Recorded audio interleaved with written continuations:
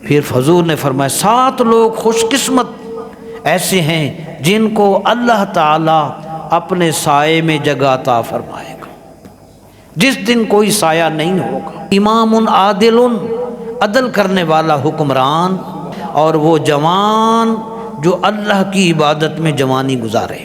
ورجل قلبہ معلق بالمسجد، وہ شخص جس کا دل مسجد میں لگا رہے۔ ورجلان تحابا فی اللہ، وہ 2 مسلمان جو ایک دوسرے سے محبت صرف اللہ کے لیے کرتے۔ ورجل ذکر اللہ خالیہ، وہ خوش قسمت انسان کہ جب تنہائی میں بیٹھ کر اپنے رب کو یاد کیا، ففاضت عیناہ، تو اس کی آنکھوں سے آنسو جاری ہو گئے۔